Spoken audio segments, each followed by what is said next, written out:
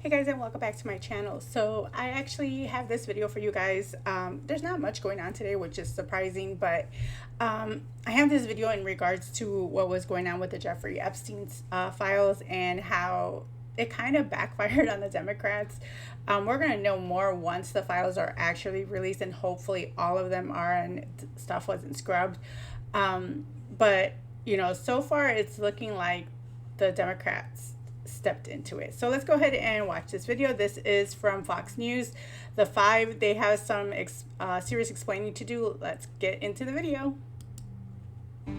It's deja vu for the Democrats. They're convinced that the Epstein files sailing through Congress and landing on Trump's desk will finally get that orange roadrunner they've been chasing for 10 years. Tech's brash mama bear, Kara Swisher, is out here saying the walls are really closing in this time. Kara? I don't know. I feel like we're going to have President J.D. Vance by the end of 2026. I get it, but he is the vice president. You think this ends his presidency prematurely? Yes. He'll be sick. He'll be that. Yeah. I do. I think he's not going to make it to the end. Be careful what you wish for. I think J.D. Vance is I scarier. agree. Hello. I just called him a couch to San Francisco. Hello. Sorry, crazy tech lady. So far, it's the Democrats who are getting a good Epstein colonoscopy, like Hakeem Jeffries. The recent 20,000 email dump revealing a decade-old fundraising request from a political consulting firm inviting the notorious pedophile to a Democratic Party dinner and to get to know the rising star.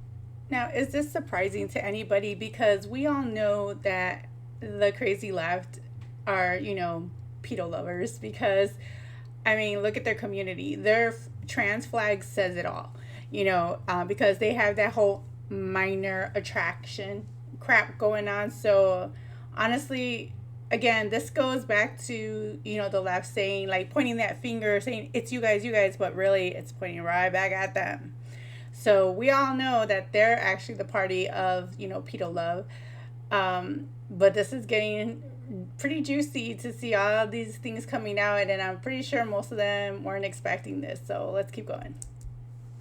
Our congressman, it even referred to him as, get this, Brooklyn's Barack. It's unclear if Epstein ever took them up on the offer, and Hakeem denies they ever met. Well, then there's Stacey Plaskett. She's behind door number 2, and she's defending her texting BFF. Jeffrey Epstein had information, and I was going to get information to get at the truth.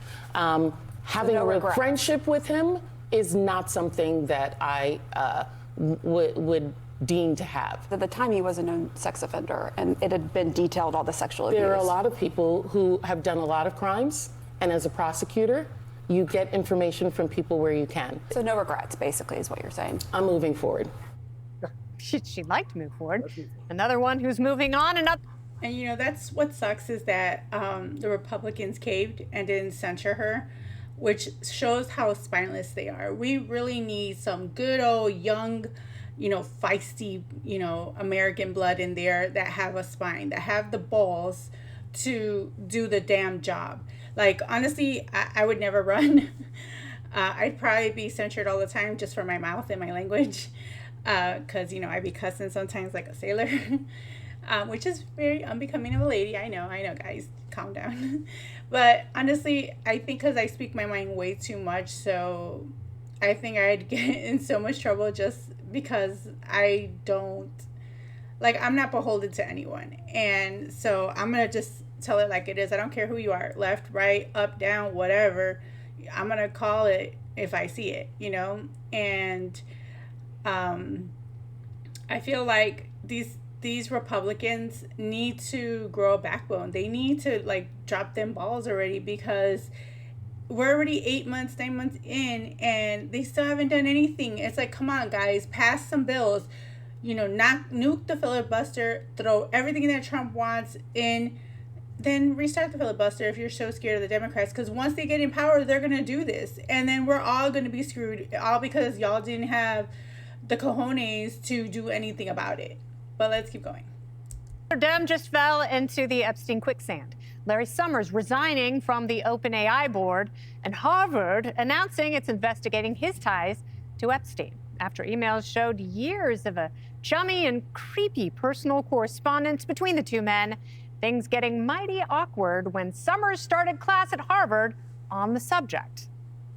You will have seen my statement of regret, expressing my shame with respect to what I did in communication with Mr. Epstein, and that I've said that I'm going to step back from public activities for a time, but I think it's very important to fulfill my teaching obligations.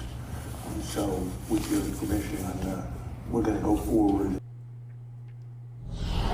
All right, Brian, so Larry is going forward. Right. Where exactly is he going to? Well, we think that he's going to come back. He'll have to open AI, so that's a very lucrative position.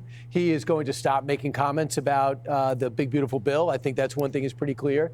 I think maybe he's going to stop popping on CNN and talking about how evil Trump is and how bad. I think he used to call out the rescue plan of Joe Biden. So Larry Summers, a New York Times reporter, and Michael Wolff had one thing in common. Their correspondence revolved around stopping Trump. So this whole thing is just exposing more of the people who are trying to stop. You have the silver bullet. You could stop Trump. Larry Summers, he's a horrible person. Jeffrey Epstein, there's nothing good about him. And there's nothing bad about being called a terrible person by a child sex offender like Jeffrey Epstein. I think this is the biggest. This is going to backfire. This is going to be one of these things that Greg uses as an example of backfiring instead of using the word backfiring. This is going to be like demanding the Jeffrey Epstein files be let go, opened up, and then turning out most of the stuff is bad about you, from Bill Gates to Bill Clinton to Plaskett. This is just the Hakeem Jeffries. This is just the beginning. It's going to get a lot worse for Democrats in many cases. Yes, and Jeffrey Epstein was one of Stacey Plaskett's constituents and helped usher in the sweetheart multi-million-dollar tax credit that the deceased pedophile enjoyed before he landed in hell. She's landed in some hot water. Do you think she has defended herself appropriately? No, I do not. I think there's absolutely no defense for it. And I think it is a very silly look to behave that way, especially as Pamela Brown, the CNN anchor, pushed back and said he was already a convicted sex offender when these text messages were taking place. I don't think that you're going to see many people. I know Congressman Raskin did try to defend her, but I don't think that that's going to be the mood going forward. I think that people are going to, rightly so, pick their battles. Larry Summers taking responsibility for this, that's a good thing. But this idea that the Epstein files is going to be reframed as a Democratic hoax is never going to work. The American public is not cool with it. What does he have? Trump has a minus 39 approval on handling the Epstein files, and only 45% of Republicans even approve at this point. The narrative about Hakeem Jeffries, everyone at this table knows how fundraising emails work. So that email was from someone named Lisa Rossi, who's from a random fundraising group called Dynamic SRG, asking if Epstein wants to go to a generic DCCC dinner that Obama and Jeffries were going to be at. There was never any meeting. There was never any donation. And he appears one time in the Epstein files. By the Miami Herald's count, Trump is mentioned over 1,000 times in the latest tranche that just got out. And people are not going to forget that in 2002, for instance, Trump said, "I've known Jeff for 15 years. Terrific guy. He's a lot of fun to be with." It's even said he likes beautiful women as much as I do, and many of them are on the younger side.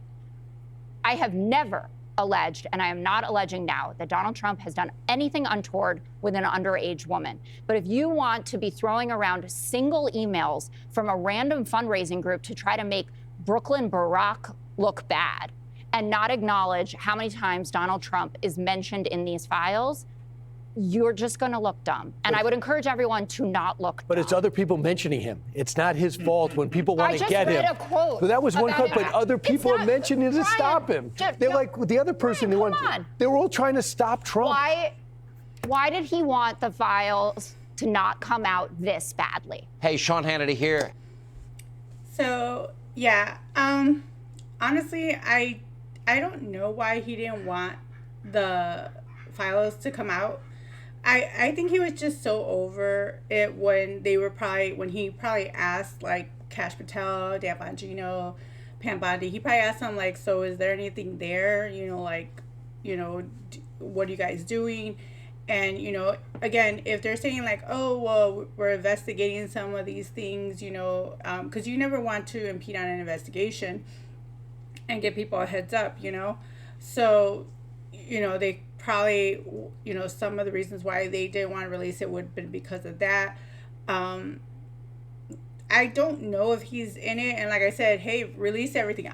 Y'all know me. Like, I'm the type of person that said, just let it all out there and let the chips fall where they lie. And if he's in it and he did anything terrible, then prosecute him. But if he didn't, and he's not in it like that, then the Democrats just need to drop this crap already. They need, like, people are so sick of all this TDS, and whoever else is in there, who did something bad, then they should be, prosecuted as well. Now, when it comes to Hakeem Jeffries, I kind of felt like the way they were saying it, like, did he know about it? Maybe someone should have talked to him and said, hey, there's this email that went out, so he could have did better PR on it. He kind of looks a little guilty, kind of, like skirting it. But honestly, like, for him, I kind of give him the benefit of the doubt, because, like, it could have just been a firm that was working for him and trying to help him fundraise, and he probably had no clue. But when it comes to the other person that was supposed to be censured, she straight up should just be booted out of Congress. Like, I feel like just boot her out of office, man, because that whole situation is disgusting. Her even trying to defend herself, and let alone him, is disgusting. It's like, nah, y'all need to kick rocks. But you guys let me know your thoughts in the comments below. Do you think that Republicans should grow a spine, drop them balls, and actually had booted her out or censured her? Do you think that it was cool that any of the Republicans sided with them to not censure her? Also, let me know your guys' thoughts about Hakeem Jeffries. What were your thought process on that? Do you think he was guilty, or do you think, like they said, he didn't know what was going on? Let me know your guys' thoughts in the comments below. Also, let me know if who your best guess is going to be, who's going to come out in there aside from Bill Clinton. But I want to thank you guys for watching. Don't forget to like, comment, and subscribe. Hit that notification bell. Till next time, guys.